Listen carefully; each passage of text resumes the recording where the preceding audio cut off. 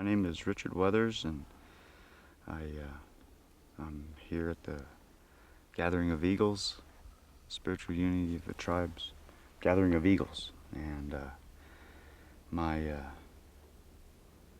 mother was born on Rosebud, and she had left when she was young, and subsequently I was born in California.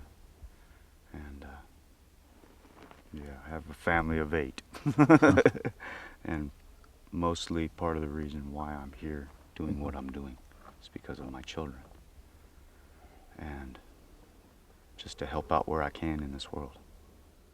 My name is Jeff Tucker. I currently live in New Mexico. Although for the past few years I've lived on the Rosebud Reservation, I'm half Cherokee and half Irish, or half Celaruie, I want to clarify that. And I'm here also at the Gathering of Eagles, the Spiritual Unity of Tribes. And I have been involved with these gatherings for quite a few years. And I feel that now is the time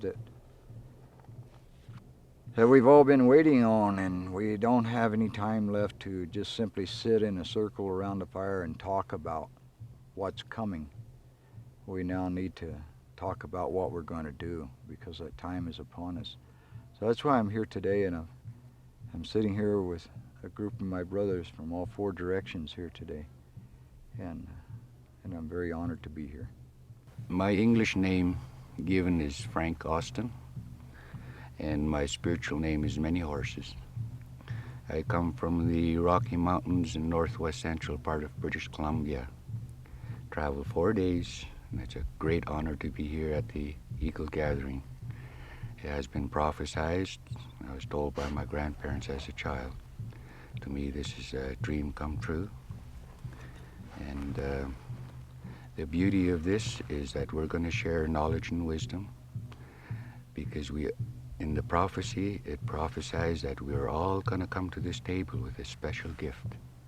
And we must not judge or criticize each other, and be open to it, because each one of us have that little special puzzle that was given to us when we left thousands of years ago, when we were all one people. We're going to bring that back together so that there's peace and unity in all man.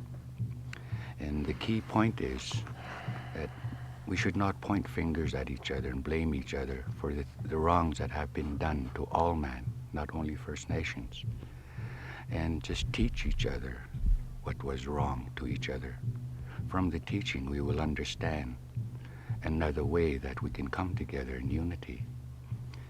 And what I was taught by my grandparents, all the wisdom that was passed on to me by my grandfather and my grandmother, who was Wet'suwet'en, like myself, which means the gentle people, that this wisdom that we carry belongs to all man, all 4 nations of mankind. So we must be open to this and become teachers to the 4 nations of mankind, so that we can bring this unity together and honor the European for all the gifts that they have brought to us, especially their language, because their language gives us the ability to go anywhere in this world and communicate with each other and bring understanding to each other. I thank you, all my relations. My name is Benjamin Celaruie. My father was adopted by French people, but my name is Wanwesha. Lakota means lightning bug. I've been adopted by the Black Elks and the Swallows family, the Ice family. They come from Pine Ridge, Wounded Knee Reservation. I'm here in this gathering, Eagles gathering.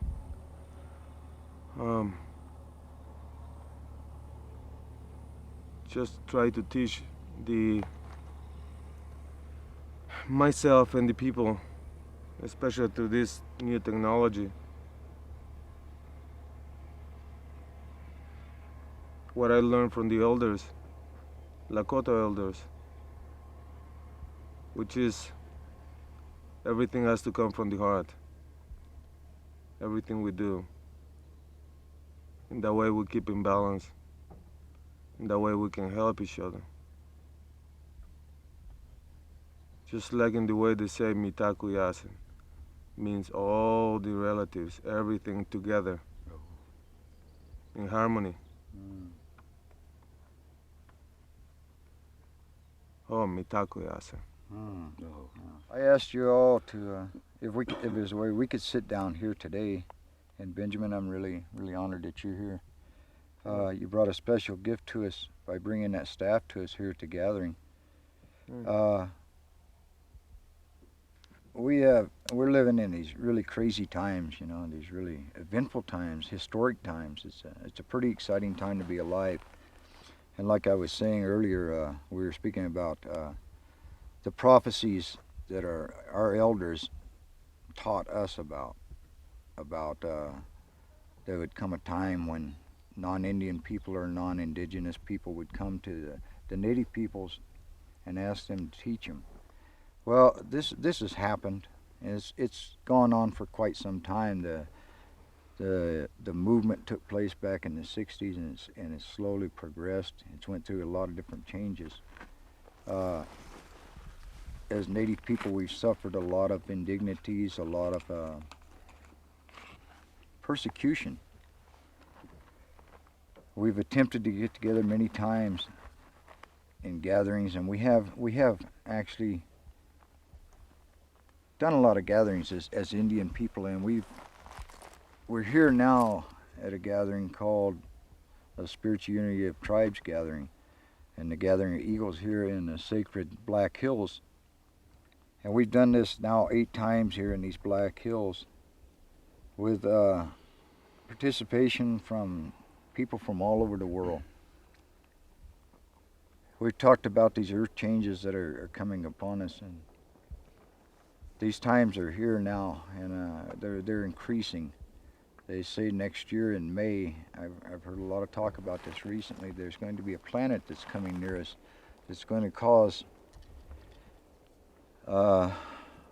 great changes in the earth, perhaps even gravitational changes, pole shifts and everything.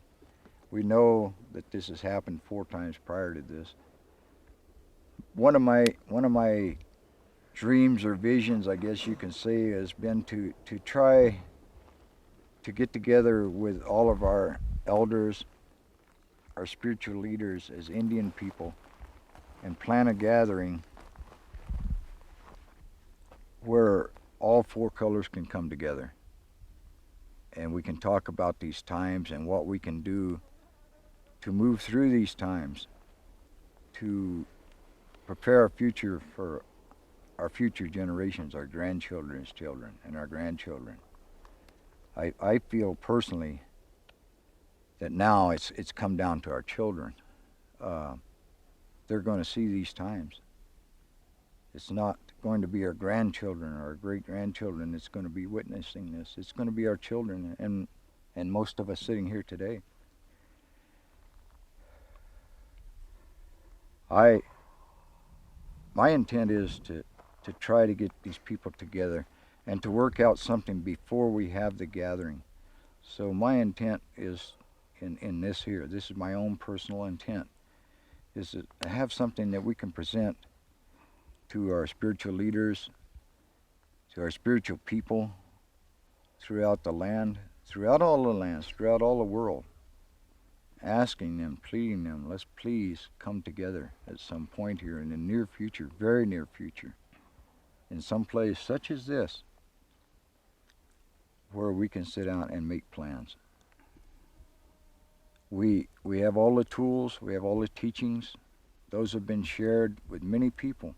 We've all heard here just in the 2 days that we've been here now, many different people from many different cultures, from many different walks of life, of how they believe, how they view spirituality, how they believe spiritual belief, how they practice that, how they walk upon the land. Now let's sit down and find a way where we can survive through these changes. I've heard it said that a people, I believe it was the Hopi people, said that wherever the songs of creation are remembered and the land is kept sacred, those will be sacred islands of safety on Mother Earth. I believe that we need to find those islands of safety now and practice those. This planet thing, I don't know that much about it. But I do know that science now, NASA, JPL, all of these say, yes, this planet's coming. It isn't public knowledge yet because I don't think they want to panic the people. But we know that that thing is coming. Some people call it Planet X. Some people think it may be the blue Kachina that's been prophesied. Whatever it is, some people call it the Father. They say when the Father comes near the Mother, there's always chaos on Mother Earth. We're beginning a new cycle. We're stepping into that. I've heard that this is the time when this planet shows up in May of 2003. Is going to be a period from 2003 to 2012 that this process is going to happen. And 2012 is the end of that change. And from what I understand, that's what the Mayans are talking about when they say that's the end of their calendar. That's the time that we will emerge into this next new world. They say it'd be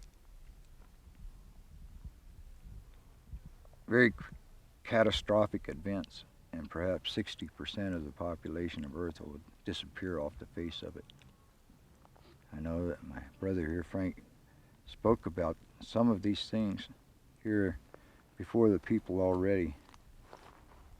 And even he says today we can't say everything about it, that we may know about it. But I believe it's time that we open our eyes and take a look around. And I invite everybody to please give a message to these people that we need their help now. We need to all come together. Fear has always held us back. We've been taught fear for many, many years. It's ingrained in us so deeply that we sit here and we do nothing about the atrocities that are going on within our own homes and our own families.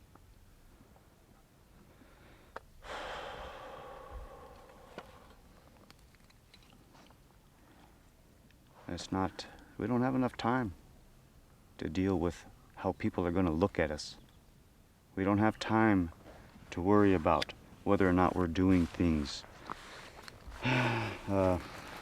right. It's time to do something, because so far there has been many things that has not been accomplished thus far. And like my brother said, we're leaving all of this stuff to our children. It's going to be on their shoulders. And in the Lakota way, we do our best not to leave anything for them.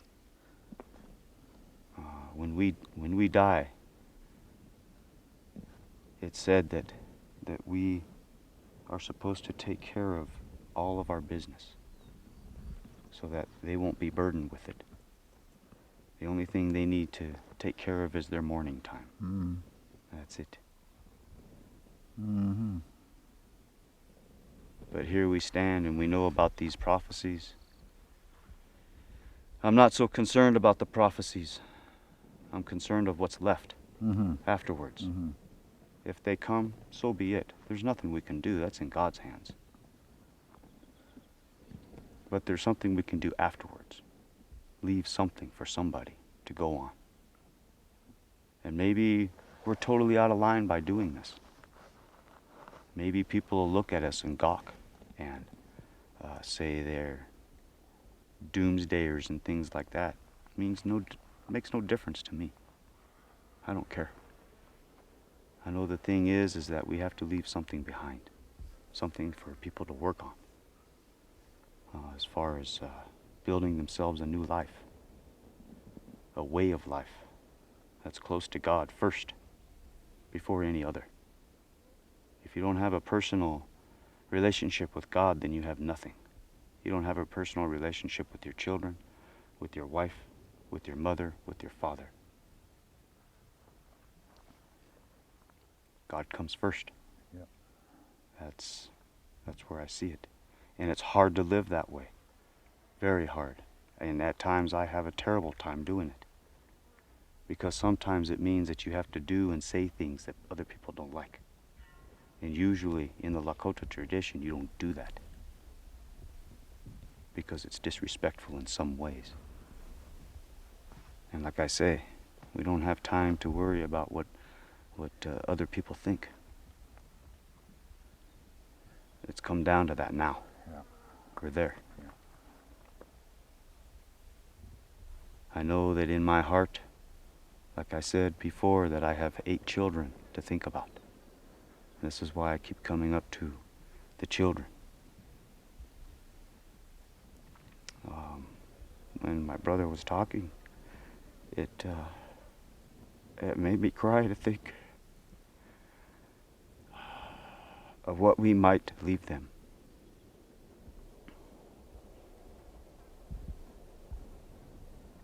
And I'd like to take just a little bit of that burden away from them. If not all, just a little. I'm not carrying all of this on my shoulders, but I'm asking for everyone for help. Oh. This is why I'm doing this. Because I know I can't do it by myself. None of us can. And God knows that. And He wants us all to ask each other for help and ask Him for help. And He knows that. Yeah. I heard one of our brothers asked one time, somebody asked him, said, "What are you trying to do, save the world?" And he said, "Well, somebody has to. If it has to start with one person, it has to start with one person." And like Richard said here, we can't do this alone. It takes all of us to do it. It takes all of us to do it. Like I was talking about before we started filming here, there's one thing we can all agree upon. All of us, every single person in the world, whether they're friends or whether they're enemies, we all want a future for our children. We all want the same thing for our children. They say we have the opportunity this time to emerge into this new world. We must enter into this new world without that racial hatred, without that bigotry, without war, without even the knowledge of that, sometimes some people have said. And that means that those of us that do carry it probably aren't going to survive this. That's been my understanding of that. We're not going to be allowed to take that into this next cycle of time. So far, the last times that it has happened, somebody's always snuck it in. I would willingly lay that down. I've been a warrior. I am a veteran. I fought in those wars. And I have looked at another man and say, that guy over there is less than I am just because he's a different human being. I've been guilty of that. I've judged them by what they are and not who they are. I don't want to do that anymore. I don't think any of us do. None of us likes living in oppression. We've been oppressed. But none of us have to be as our oppressors were. No. My message is for the elders and the young people. I'm a man that speaks from my heart. So listen with your heart. My grandfather, my grandma, from all the 4 nations of mankind. I'm not begging you. I'm not saying please. I'm just saying take the responsibility that was given to you by your grandfather, your grandmother. No. Who gave you the wisdom. You are responsible for this wisdom. Take a look at our children that are growing up. Look at our past. Don't point fingers. Don't blame. Teach what went wrong. And if you're happy with what is going on in the world today and what's coming up in the future, then stay home. Don't say nothing.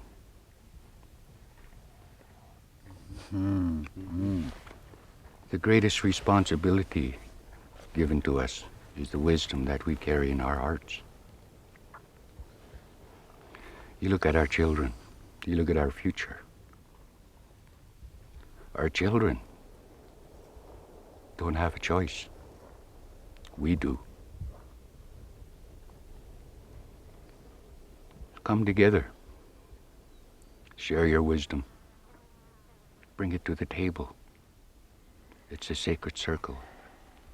Understand that circle. The yellow represents the Oriental. Many of you elders who are spiritual understand that you live as an Oriental one lifetime. With who you are today, you honor and respect who you are. In that lifetime as a yellow man, as an Oriental, you honored that same thing in your heart as that Oriental person. That is the past. Bring it back. There's another lifetime where you lived as a red man, the First Nations. Here again, you found yourself in the most honorable place in your heart as a First Nation. Then another lifetime, you were born as a black man.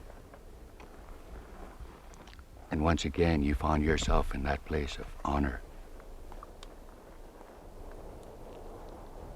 And there's another lifetime where you were born a white man. And once again, you found yourself in that place of honor as a white man. Remember those lifetimes of past lives. Bring that honor together. Bring that wisdom together. Bring the strength and the power that you got from all those lifetimes and all the four sacred colors. And bring that together in your heart. That's what creates the sacred circle of the four colors. And in that colors, there are also four more colors. Father Sky, blue, the sacred wind that carries all that is, the sacred prayers, the sacred rain that gives life, the messages, the spirits, everything you see out there. The sacred wind, the sky has something to do with it. The next color is purple. It's the grandfather and the ancient ones. We were grandfathers and the ancient ones many lifetimes. Honor that wisdom. Another lifetime, in many lifetimes you walked upon Mother Earth, green. Gentle feet, kind hands, you showed honor and respect to all that is created. Because you knew in your heart you are one with all that is. Peach, grandmother, the old ancient ones, the wisdom carriers, the ones that taught us, man, the wisdom that we walk with today, and shared with our grandchildren. Remember that. Think with your hearts, not your mind, because your mind is a trickster, hurts people, hurts yourself. Learn how to use your words. Words is good medicine. When you put these words into formation, it creates unity. It heals one within, and it heals nation. All become safe. That is our responsibility as First Nations and the four colors of all nations. Every day I wake up and I pray for you, like I have many lifetimes. So I'm asking you, elders, take on your responsibility. Because you're the only one that has the choice for the future of our children. The changes that you make, Mother Earth will feel it. our children will live it. The prophecy of Mother Earth's self-destruction was caused by man. All is energy, and everything comes from reaction of energy. If we want to change that, we have to take on that responsibility to change that energy. And it doesn't have to happen. We could all live together in unity with Mother Earth and all that is created, and show honor and respect to all that she provides. She gives food, she gives medicine, gives shelter. Respect that. Honor that. Because that is what we leave for our children. If you look at your children today and you honor them, when you leave them with pure footprints that they will follow.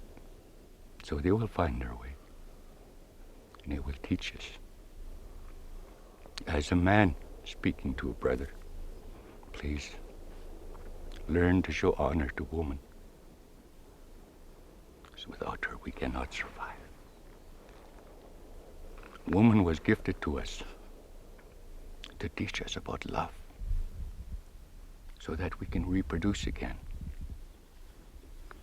So allow woman to become what she's meant to be, so she can teach our children. If we can do this, the future of our children of all four nations of mankind will be bright and beautiful. Oh. When I die, I know I'm leaving pure footprints for some to follow.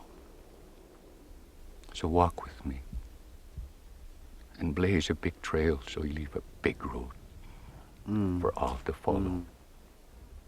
Thank you.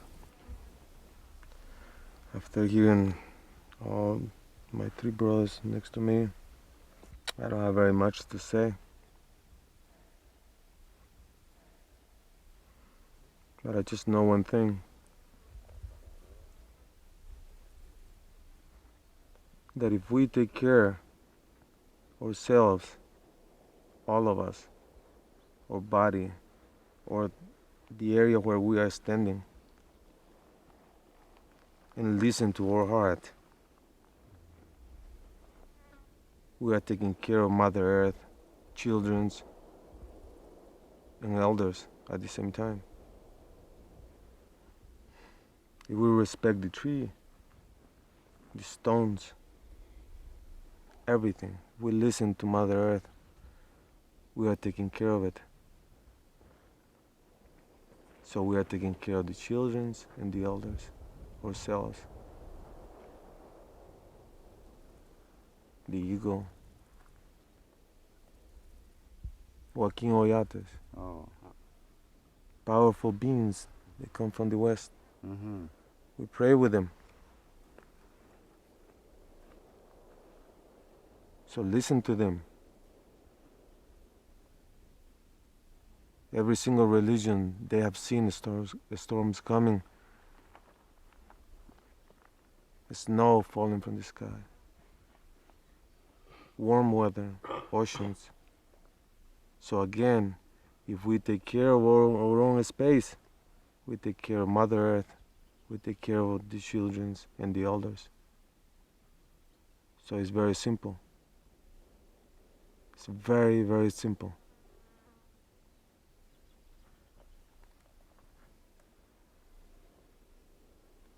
Mitaku Yase.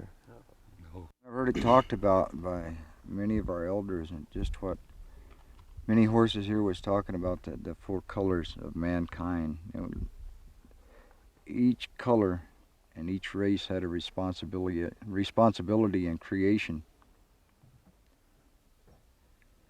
And I'd like to remind all of us about that responsibility.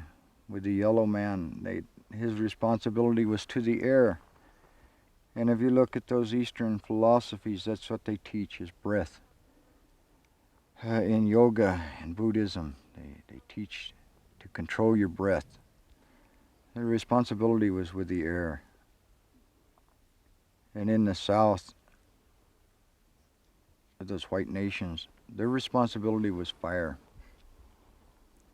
That was the thing that they controlled. They somewhat abused that.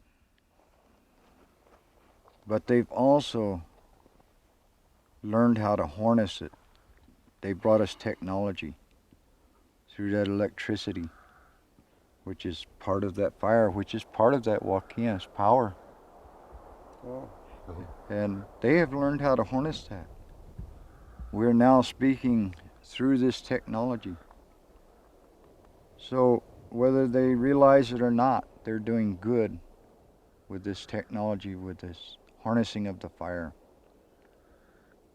They're coming back and taking up their responsibility. We see here at these gatherings, probably safe to say 90% of the people here are white people.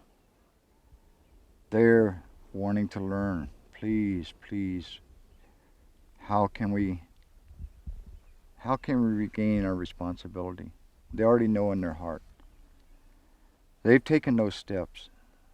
The black man, he comes from a land that's, the vast region of his country is pretty arid. Very little water, but he knows how to find water. That's been his responsibility in creation. And the red man's, the red people's, and red nations' responsibility was to this Mother Earth and the growing things of it, the medicines of this earth. Through past times and ongoing times that are now, there's still a lot of our people in different lands that are being persecuted for the way they believe, and yet we still retain that because we did have an oral tradition, and we still have an oral tradition. We've been able to pass those things down to our generation, through our generations. A lot of them were lost because of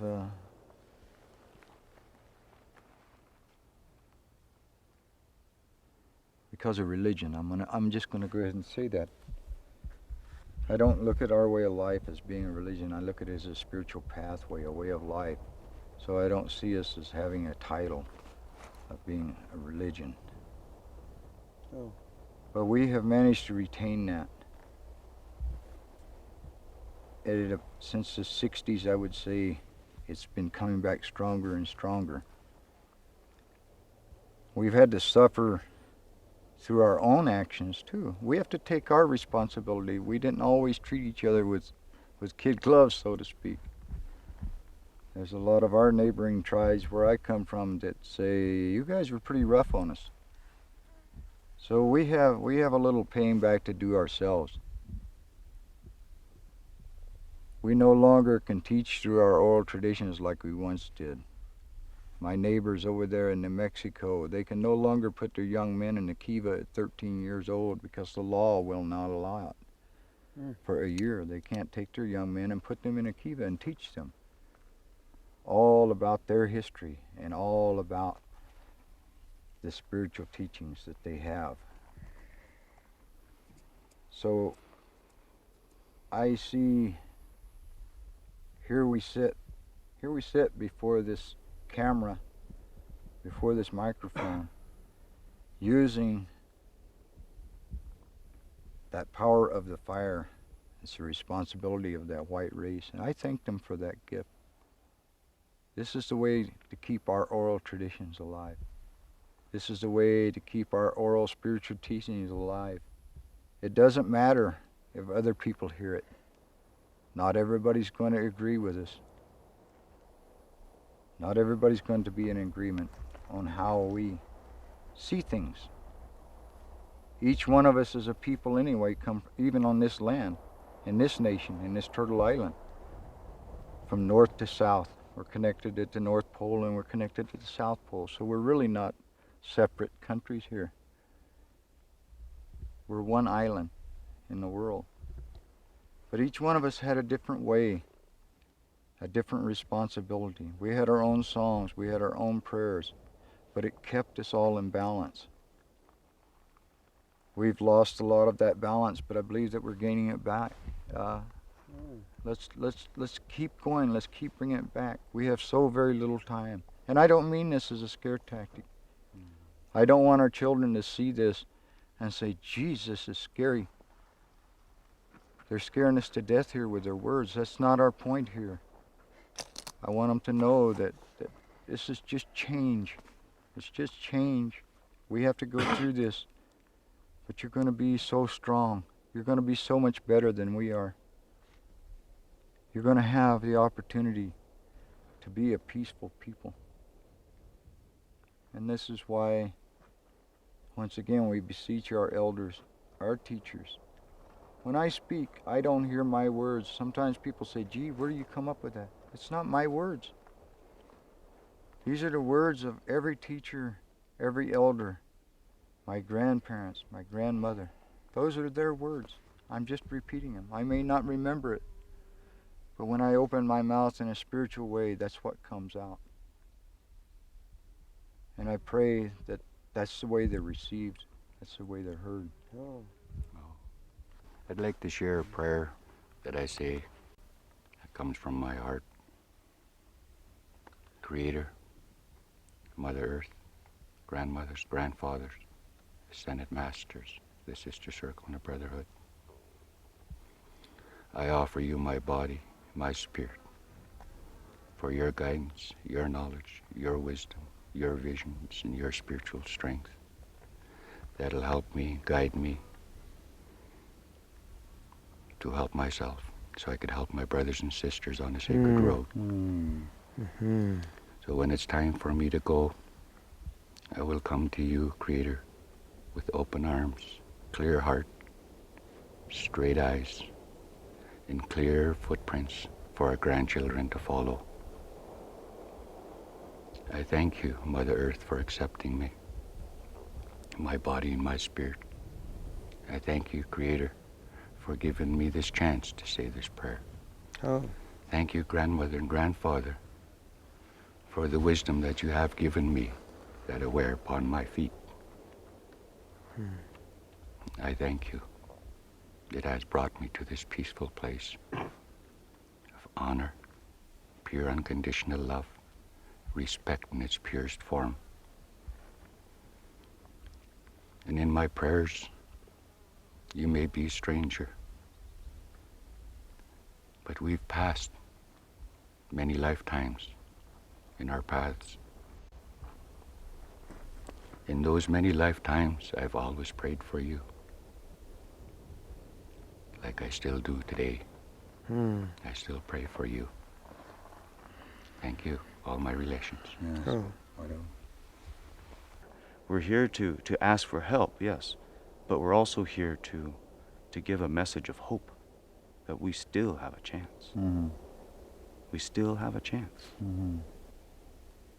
What do we want to become? Yeah. What do we want to become? The same thing as the last 20,000 years? Or do we want to become and evolve into something better than that? It's up to us. It is up to us.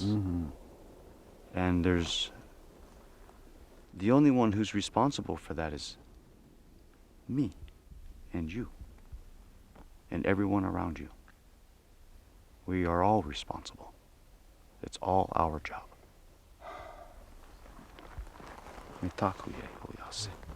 I'd like to leave you too with just a little teaching that a brother of mine, I got to give my brother John credit for this. I think it's beautiful. He said, we must all remember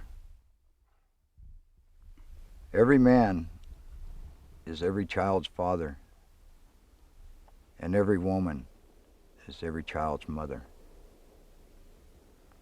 It doesn't matter who that child is, whether that child is here with us in South Dakota, or whether that child is laying in a pile of rubble in Israel, in Palestine, in Africa. They're our children. That's our responsibility. We need to pick that bundle up and walk with it. in an honorable fashion. You know, we've had catastrophes in our country here. On September 11th of last year, America got a wake-up call. And I may be persecuted for saying this, but I thank creation for that wake-up call. We've had it very soft in this country, while other countries all around us suffered. Thousands of people a day massacred in Africa. Are they any less than us? Are we better than they are? Are their children worth less than our children? I don't think so. I don't think so. I mean, sit here with my brothers, and I sit here with our sisters and our wives and our aunties up over the hill here, keeping this fire going. We don't know what they're saying up there around that fire while we're down here speaking these words to you. But I do know that their prayers are with us. I feel them. I feel them keeping our home fire burning up there. I feel their song. And I feel your songs too. And I feel each one of your songs, my brother.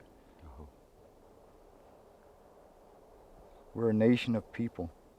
We're a race of human beings. Let's start acting like it. One of the things that I'd like to share that my grandmother raised me with. When I was a child growing up, as a child would play, my grandma would watch me. She'd smile. She'd say, "Grandson, what are you doing?" I said, "I'm creating something." She'd let me know when you're finished. And I'd show her what I created. Then she would explain to me. She said, "This you've created. Only you know how to do it. I'll show you another way, so that when you walk away from this, whoever follows will understand this and use it and better themselves." So in life, you learn to speak two ways. One way only you can benefit from it. And there is another way where everybody can benefit from it. And you learn from that. It's wisdom. You never tell a person that they did wrong. You get them to understand it. And then you show them another way, a more peaceful way, a more understanding way, a way that a stranger will come upon your footsteps and understand everything about it. And he will put it upon his feet and walk with it so others may see it. And the path that this person walks, he come from another direction. He will also, and she will also, put that wisdom into that. That brings that into unity. It makes it more visible for the next person that comes to that place. And they see that. They feel it. They understand it. They put it on their feet. And they walk. And with every person that comes and picks this up, it becomes brighter, becomes more beautiful. That is the wisdom of the grandmothers. Thank you. Just would like to say something about my grandmother. My grandmother always had food for anybody that went by the house. The first thing she asked the person, "Know what is your name?" She asked, "Are you hungry? Here's something to eat."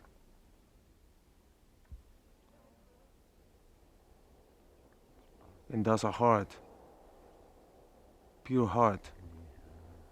So all of you people that you see this, help someone next to you. And you see the heart that my grandmother had. There's a song, it's a Lakota song that roughly translated, it says, "Grandfather, grandmother, teach us. Teach us to live on this Mother Earth." And that's what we're asking you to do here today. Share with us Share with us. There's no time for secrets anymore. There's too many secret societies in our life now.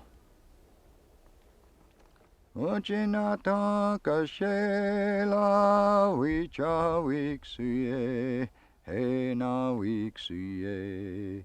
Ochinata kashela wicha wiksuye he na wiksuye.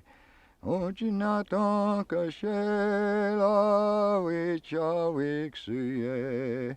He na taku wa kanta unspeta makaki Elohe.